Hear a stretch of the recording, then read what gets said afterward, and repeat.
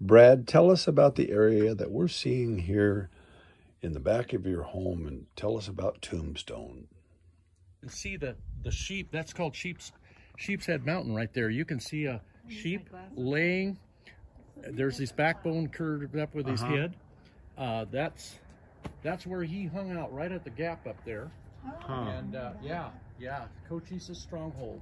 So Ed Shefflin would ride in here on his mule. He'd never unsaddle his mule. And Ed Shefflin's the guy that the founder of Tombstone. And the reason he named it Tombstone is that they used to kid him from the fort that the only thing he was ever going to find here was his tombstone. So then when he found silver, and he found a lot of it, he came back and named it Tombstone.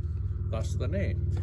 I've heard a different story. Oh, there you go. Well, that sure is you know. That is the one. I read his journals from the library. A relative of, and this guy had the most beautiful handwriting. It was amazing. He was really a smart guy.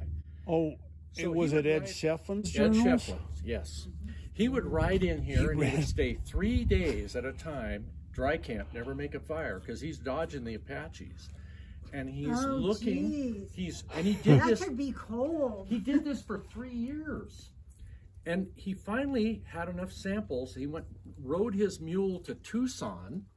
You just came from there. That'd be a little bit. Yeah. Well, there was no assayers in Tucson. So then his brother was in Globe, which is way north of Phoenix. And he rode his mule there and liked to starve to death. And his brother was working in a mine up there, and they had an assayer there. And the first sample was about $60 a ton. And this is 1870, early 1870 silver. Second one was about $600 a ton, and the last one was about $2,000 a ton.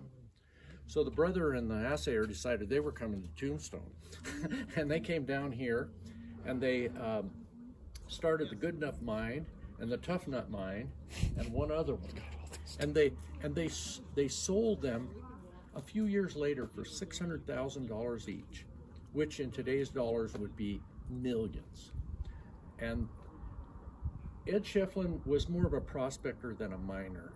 He didn't go for the drudgery of mining. He wanted to find the stuff. So he went to Seattle, built a boat, put it on a steamer, went to the Klondike to try to find gold. He said that was a miserable experience.